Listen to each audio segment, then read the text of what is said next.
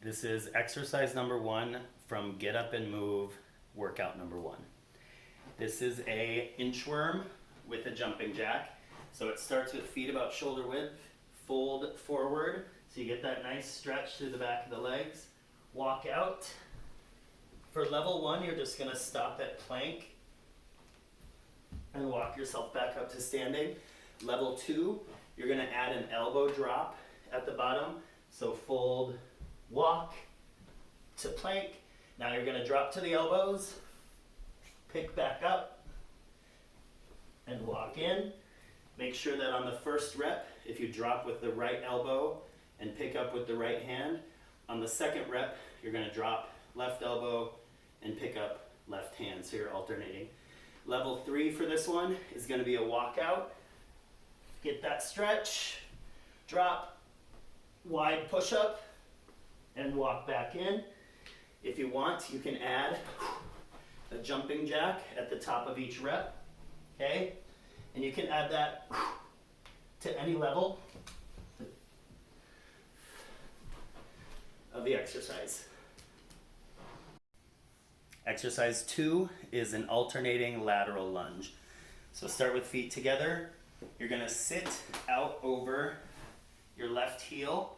Okay, so it's kind of like I've got a little chair behind my butt cheek over here to the left. Then I step out, back to center, and then I step out to the right. Again, it's like I'm sitting back. My chest comes down a little bit as I fold into that lunge. That's your level 1. Level 2, you're gonna add a little side reach.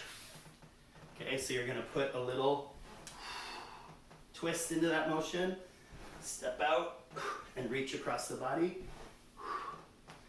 Level 3, you're gonna add a little dynamic element to this. So you're gonna step to the right, add that reach, and then add a little shuffle step. So as you step out of the lunge, you shuffle into the next rep, and that's gonna add a little bit of cardio to the movement. Exercise 3 is a pivot jump or a twist jump. So basically you're gonna start with your hands out in front of you, feet about hip width, and they're gonna stay that way throughout the exercise. As I jump, I'm just gonna do a little 90-degree turn with my toes and my hips. The shoulders don't follow, they kind of twist in the other direction. And then for level 1, I'm just gonna go center, right, center, left, center, right. For level 2, I'm gonna make it a little bit more dynamic and do almost a full 180. So I'm gonna start in the center, go left, and then go all the way to right. Left, right, left, right, left, right. So that's another plane of motion that you're putting your body through and adds a little cardio to the exercise as well. All right, movement number 4 in workout number 1 is the equality plank. So this is going to be down on the elbows. It's called the equality plank because it starts with the elbows and the forearms in an equal sign. And then as I open up, I kind of squeeze my shoulder blades together and then bring my elbows back to the same position. So first, set up. Make sure your hips aren't dropping in the plank and you're not sticking your hips up toward the ceiling. So get nice and heavy over the top of your elbows. Round out that upper back.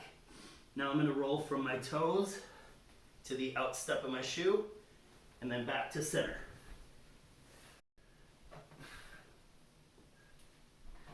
If you need to level that down, the best way to do that would just be to set the knees down. If you do that, make sure you're still keeping your hips forward. So I'm going to leave my knees on the ground, push my hips in line with the rest of my torso, and now I just open up my chest. So I'm not turning the whole body. I'm just opening up the chest and then coming back to that equal sign. Okay.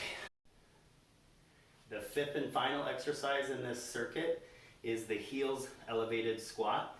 So you can grab pretty much any objects that are similar or the same in size. I'm going to go with a couple of books here. So you're going to set these down so that you can set your feet about shoulder width. with the heels elevated and the toes turned slightly out, I should be able to sit a little bit deeper than I normally would into a squat.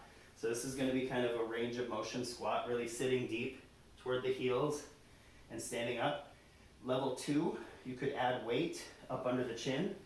So you could grab a couple of household objects, pop them up under the chin, held against your chest, and add that.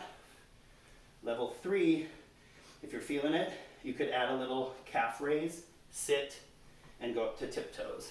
Sit, and go up to tiptoes, sit, and tip. Okay, so a little calf raise at the top.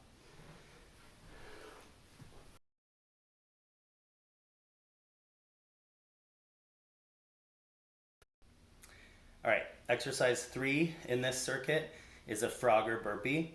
So this can look a few different ways. Level 1, kind of the toned down version, would be a squat position. This is where you're going to start and finish every rep. Plant the hands. Now you're going to walk back to plank for just a half a second and then walk back into that bottom of the squat position.